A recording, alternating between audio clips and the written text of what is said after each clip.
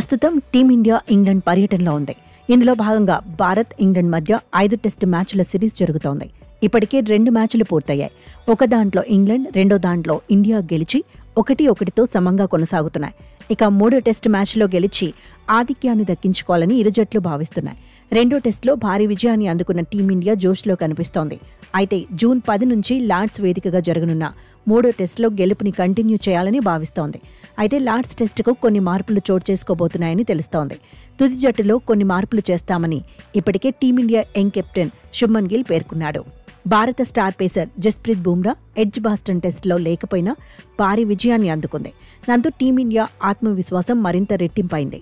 వర్క్లోడ్ మేనేజ్మెంట్లో భాగంగా ఎడ్జ్బాస్టన్ టెస్టుకు దూరమైన బుమ్రా లార్డ్స్ టెస్టులో రీ ఎంట్రీ ఇవ్వనున్నాడు. ఈ విషయంలో ఎలాంటి సందేహం లేదు. అయితే బుమ్రా రీ ఎంట్రీ ఇస్తే తుది జట్టులో ఎవరిని తప్పిస్తారనేది ఆసక్తికరంగా మారింది.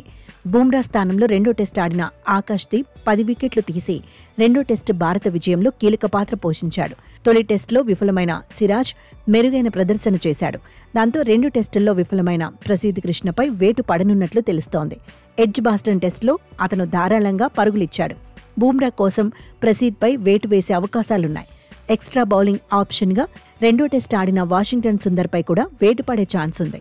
లోయర్ ఆర్డర్ బ్యాటర్పై సుందర్ తన బాధ్యత నిర్వర్తించిన బౌలింగ్లో అంతగా ప్రభావం చూపలేకపోయాడు. లార్డ్స్ వికెట్ పేస్కు అనుకూలంగా ఉంటుంది. ఈ క్రమంలో టీమిండియా ఎక్స్ట్రా పేసర్తో బరిలో దిగే అవకాశం ఉంది. వాషింగ్టన్ సుందర్ స్థానంలో హర్షదీప్ సింగ్ను ఆడించవచ్చు. స్పెషలిస్ట్ స్పిన్నర్ కావాలనుకుంటే కుల్దీప్ యాదవ్ తుది జట్టులోకి వస్తాడు.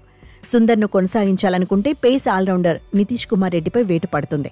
వరుసగా 2 టెస్టుల్లో విఫలమైన కరుణ్ నాయర్పై కూడా వేటు పడే అవకాశం ఉంది. 4 ఇన్నింగ్స్ల్లో అతను 0, 20, 31, 26 పరుగులు మాత్రమే చేశాడు. రెండో టెస్టులో ఫస్ట్ డౌన్కు ప్రమోట్ చేసినా విఫలమయ్యాడు. ఈ క్రమంలోనే కరుణ్ నాయర్ను తప్పించి సాయి సుదర్శన్ను జట్టులోకి తీసుకునే ఛాన్స్ ఉంది. మరి మేనేజ్మెంట్ తుది నిర్ణయం ఎలా ఉంటుందో చూడాలి.